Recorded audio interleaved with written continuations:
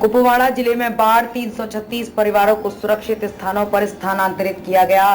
हंदवाड़ा में 5 गांव पूरी तरह से जलमग्न हो गए। कई पुल और अन्य बुनियादी ढांचा परियोजनाएं क्षतिग्रस्त हो गईं।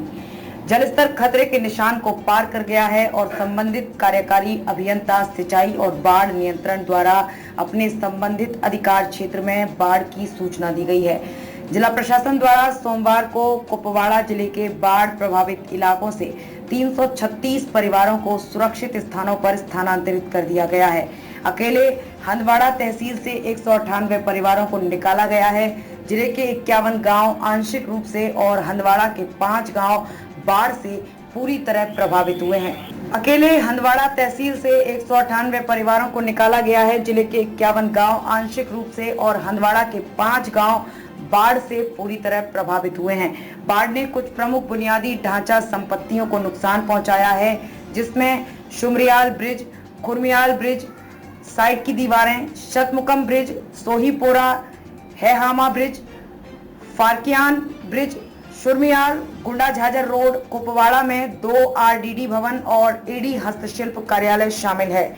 बिल्डिगम डोबन कचामा बांध में दरार। इस बीच ताजा बर्फबारी और हिमस्खलन के खतरे के बीच सभी सीमा सड़कें बंद कर दी गई हैं। जिला प्रशासन ने कहा कि घबराने की कोई जरूरत नहीं है, क्योंकि सभी कर्मियों और मशीनरी को आवश्यक बचाव, राहत और बहाली के उपाय जिला प्रशासन ने कहा कि घबराने की कोई जरूरत नहीं है, क्योंकि सभी कर्मियों और मशीनरी को आवश्यक बचाव, राहत और बहाली के उपाय करने के लिए लगाया गया है। जलस्तर की लगातार निगरानी की जा रही है और बाढ़ संभावित क्षेत्रों में निकासी के उपाय जारी हैं।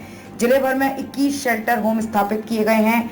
आम जनता को किसी भी सहायता के लिए अतिरिक्त उपायुक्त, सहायक आयुक्त, राजस्व की अध्यक्षता वाले जिला नियंत्रण कक्ष और संबंधित तहसीलदारों की अध्यक्षता वाले तहसील स्तर के नियंत्रण कक्षों से संपर्क करने की सलाह दी गई है। इस बीच जिले के स्कूलों में आयुषी सूदन ने सुब्रियाल और गुंड जहांगर गांव को जोड़ने के लिए तत्काल बहाली के उपाय करने का निर्देश दिया है।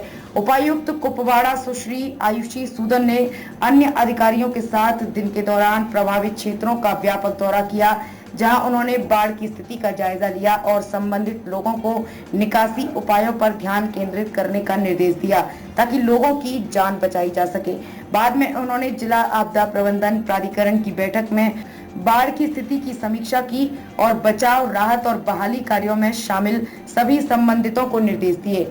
डीसी ने निवासियों से आग्रह किया कि वे जल निकायों और नालों के करीब ना जाएं और जिला प्रशासन के साथ सहयोग करें।